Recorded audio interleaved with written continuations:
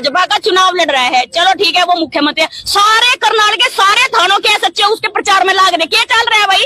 अगर बिरादरी ही गिननी है तो पंजाबी पंजाबियों को वोट दे रहे हैं, रोडों को वोट दे रहे हैं जी, जाट जाटों को वोट दे रहे हैं, तो फिर मेरे पास बचा एससी और बीसी समाज आपा तो उसकी वोट मांग रहे हैं।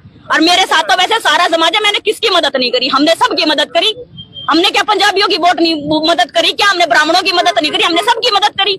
बशर्ते अगर आज मेरे ऊपर मेरी जाति का टैग लगता है तो भाई 100 बार लगा लो। इतिहास में पहली बार मेरे समाज की एक महिला, एससी समाज की महिला पहली बार चुनाव लड़ने जा रही है और आजाद उम्मीदवार। हमने कांग्रेस को साइड में कर दिया, हम बीजेपी को ले आए। बीजेपी ने हमारा 10 साल में उतना खून पी लिया जितना कांग्रेस ने 70 साल में पिया, लेकिन पिया सबने। आज मैं जनता को ये बताना चाहती हूँ, पिया सबने, ये देखो पिया सबने।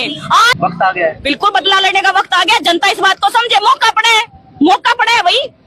और सोनिया के साथ छत्ती बिरादरी साथ में है, मेरे साथ, इसका कंधे से कंधा मिला के हम इसके साथ खड़े हैं और दिन रात हम इसके साथ अपना खून तक बहा देंगे और इसका हम विद्या ही बना के अपने मातर सामाजिक कार्यकर्ता आप लोगों करनाल की बेटी है। एक चीज और बता दूं, सब बारी है भाई, मैं करनाल में पैदा हुई थी, करनाल की बेटी हूँ और ठोक ठोक कर बार बार बताती हूँ कि करनाल की बेटी हूँ। और करनाल का एक आदमी ये कह दिया कि छोरी ने हमारे लिए काम नहीं किया, हमारे लिए आवाज नहीं उठाई। हमने उन मुद्दों के लिए भी आवाज उठाई जो हमारे से संबंधित नहीं थे। हमने किसान आंदोलन में भी आवाज उठाई जबकि हमारे पास एक गज जमीन नहीं है। लेकिन हम आज फिर अपने समाज को, अपने देशवासियों को यही बताना चाहते हैं कि ये लड़ाई हिस्सेदारी की है और हम अपनी हिस्सेदारी दर्ज कराने आपने एक बात बोली कि भाई मेरी टक्कर किसी से नहीं है, लेकिन कांग्रेस कहती है हमारी टक्कर भाजपा से। कोई तो एक आपके पास सामने होगा, कोई ऐसा प्रत्याशी? हमारी टक्कर भ्रष्टाचारियों से है। आज अगर कांग्रेसी भाजपा में जाके ये कह दे कि भाई हम दूध के दूल्हे तो हम उसको नहीं मानते। हमारा दिमाग काम करता है, हम पढ़े लिखे हैं, हमें समझ में आता है कि भाई ये लोग कितने ईमानदार हैं। कांग्रेस में जब घोटाला किया जब तक तो घोटालेबाज थे, आज जब बीजेपी में चले गए तो दूध के दूल्हे हो गए। तो मैं आपको ये बता दूं, मेरे जैसी लड़की का इस चुनाव में, ऐतिहासिक चुनाव है, पहले आपको बता दूं पहली बार लड़ रहा है कोई आजाद उम्मीदवार, एससी कैंडिडेट, वो भी महिला आजाद उम्मीदवार।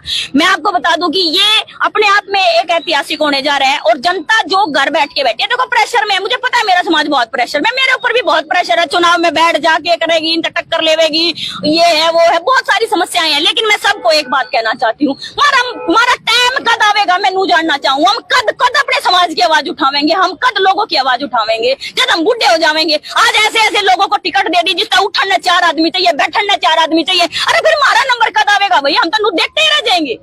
मैंने पहले दिन ये बात उजागर करी थी कि भाई उसके खिलाफ एक पीओ का ऑर्डर है, कोई बड़ा मुकदमा नहीं है। मैं एक वकील हूँ, कोई अनपढ़ नहीं हूँ जो मैंने उसके खिलाफ को 4 लाइन कह दी हूँ। मैं अनपढ़ नहीं हूँ। मैंने ही सारे समाज को ये बताया कि उसके खिलाफ पीओ का ऑर्डर है। वो चाहता तो एक सिंपल सी जमानत थी, करा लेता, कोई बड़ी बात नहीं थी। और कल हाईकोर्ट में जाकर के साबित करना चाहते थे। हाईकोर्ट में कौन से इनके रिश्तेदार बैठे हैं जो उनसे जानते हैं फैसला नहीं कैंसिल कर देंगे, खारिज कर दिया। आप बताओ क्या जरूरत थी? प्रोसेस ये था, सबसे छोटी कोर्ट जमानत दे देती। अब गिरफ्तारी, इन लोगों की बुद्धि देखो आप कहाँ पर है। गिरफ्तारी होगी अभी इनकी। सर गिरफ्तारी तो अगर जज साहब के मूड के ऊपर है। देखिए बेल पे जो ऑर्डर देना है वो जज साहब के मूड पे डिपेंड करता है। वो अगर चाहे तो दे सकते हैं, नहीं चाहे तो नहीं भी दे सकते। बिल्कुल की कार्रवाई, पुलिस को गिरफ्तारी के ऑर्डर है सर। इवन जो पुलिस कर्मचारी है जिसके अंडर में ये इन्वेस्टिगेशन चल रही थी, उसको भी 100 कोज नोटिस है कि भाई तुमने आज तक गिरफ्तारी क्यों नहीं करी। अगर आज कांग्रेस के नेता ये कहना चाहते हैं कि हमने आप लोगों के बहुत कुछ किया, तो मुझे ऐसा लगता है कि हमारे लिए तो कुछ नहीं किया। क्या मैं जब कांग्रेस की सरकार थी, जब क्या मैं जवान नहीं थी, जब क्या मैं पढ़ी लिखी नहीं थी, तब क्या मुझे नौकरी मिल गई थी? मेरे सारे भाई यहाँ खड़े, बताओ किसको नौकरी मिल गई थी? तो शोषण हर जगह हुआ सर। आज कांग्रेस, बीजेपी, नेलो, जजपा, बसपा सारे यूं कह रहे हैं संविधान बदल गया, संविधान बदल रहे, हम बदलने नहीं देंगे। अपने राज्य में किसने नहीं बदला वो आगे आए और मेरे से बहस करे कि अपने राज्य में किसने नहीं बदला। कांग्रेस ने संविधान में बदला नहीं। क्या सारे संशोधन बीजेपी के राज्य में हुए? कांग्रेस के राज्य में कोई संशोधन नहीं हुआ। कांग्रेस इस बात को कहे। आज कांग्रेस सड़क पे चढ़ के, मंचों पे चढ़ के रुके मार रही है कि भाई हम किसानों का कर्जा माफ करेंगे। मैं सारे देश की जनता से, एक मीडिया पत्रकार बंधु से, एक आम आदमी से ये पूछना चाहती हूँ कि भाई मुझे ये बताओ, क्या कर्जदार सिर्फ किसान ही है क्या?